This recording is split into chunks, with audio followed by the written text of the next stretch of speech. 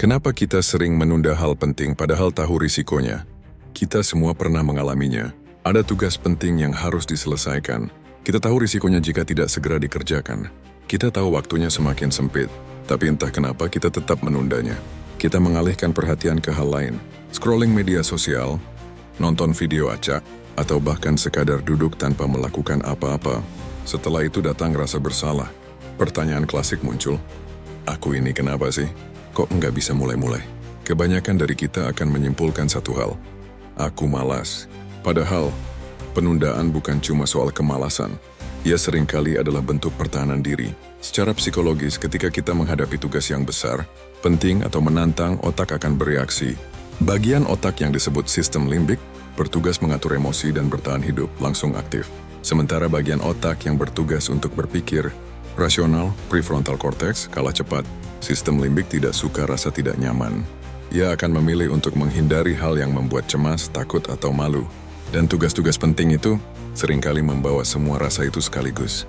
Kita takut gagal, takut tidak cukup bagus, takut hasil kerja kita dihina, takut tidak mencapai ekspektasi. Jadi kita memilih untuk tidak menghadapinya.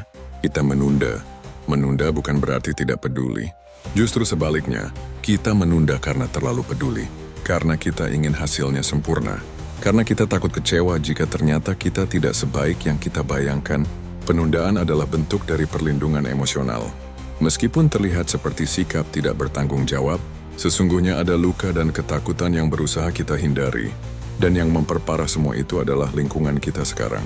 Kita hidup di dunia yang penuh distraksi. Setiap detik ada notifikasi baru.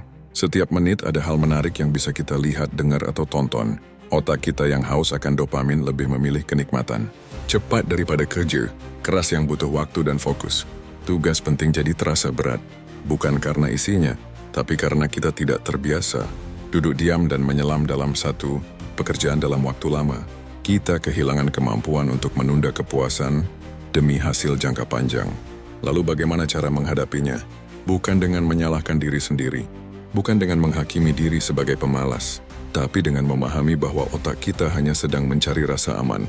Penting juga untuk memberi penghargaan pada diri sendiri setelah menyelesaikan tugas-tugas kecil. Bukan hukuman, tapi apresiasi.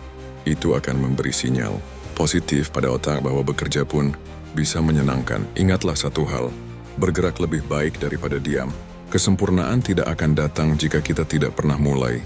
Dan tidak ada langkah besar yang dimulai tanpa langkah kecil terlebih dulu. Kamu tidak malas. Kamu hanya senang berjuang. Dan tidak apa-apa. Pelan-pelan kamu bisa berubah mulai hari ini. Dari satu langkah kecil